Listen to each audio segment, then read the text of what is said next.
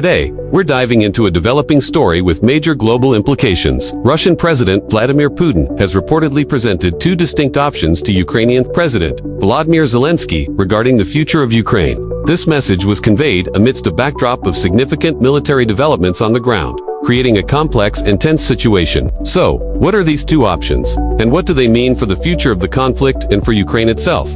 Let's break it down. According to various international reports and diplomatic sources, the first option Putin has put on the table is a path toward a negotiated settlement. This isn't a new idea, of course, but the specifics are what matter.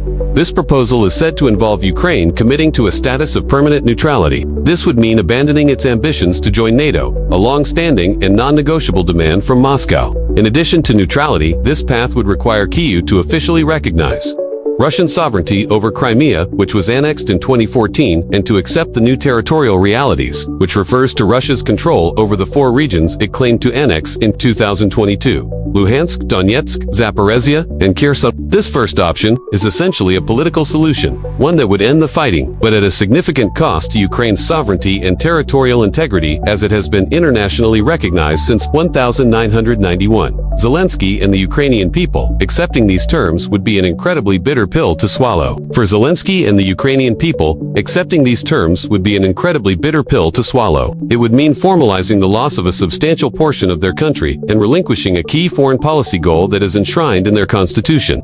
The Kremlin, however, frames this as the most realistic path to peace, arguing it addresses Russia's core security concerns that, in their view, triggered the military action in the first place. Now, for the second option. This one is far more grim and is presented not as a proposal, but as a consequence of rejecting the first. The message conveyed is that if Kyiv and its Western allies refuse the negotiated settlement, Russia will continue its military campaign with the aim of achieving its objectives on the battlefield.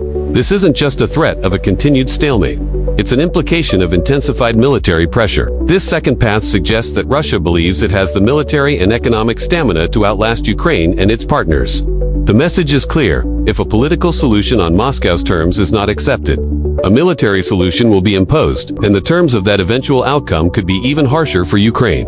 This two-pronged message was delivered at a time of what Moscow is calling stunning military action. Recently, Russian forces have made notable tactical advances, particularly in the Kharkiv region in the northeast. They launched a surprise cross-border offensive, forcing Ukraine to divert troops from other critical fronts, such as the Donbas. This military pressure is designed to demonstrate Russia's capability and resolve, adding weight to Putin's ultimatum.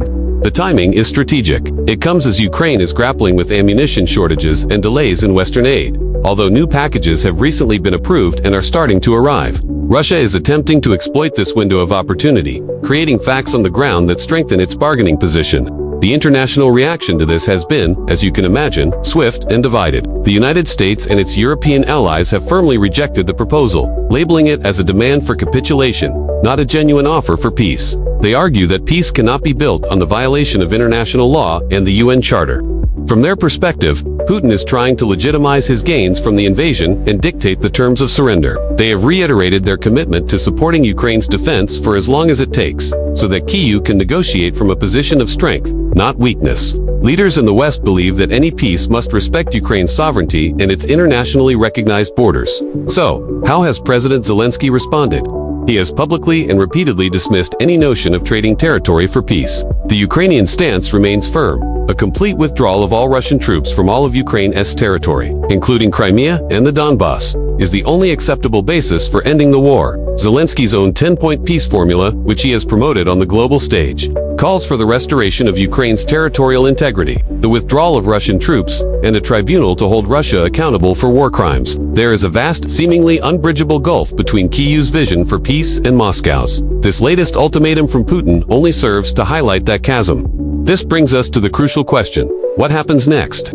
Ukraine, bolstered by renewed Western support, is digging in to repel the latest Russian advances. The strategy is to stabilize the front lines, absorb the pressure, and hopefully launch counteroffensives once enough equipment and trained personnel are in place. The effectiveness of this strategy will be a key factor in the coming months. If Ukraine can successfully hold the line and even push Russian forces back, it would significantly weaken Putin's position and perhaps force him to offer more reasonable terms. However, if Russian forces continue to gain ground, the pressure on Kyiv to consider unpalatable compromises will undoubtedly increase. The situation is incredibly dynamic, We are watching a high-stakes geopolitical chess match play out, but with devastating human consequences on the ground.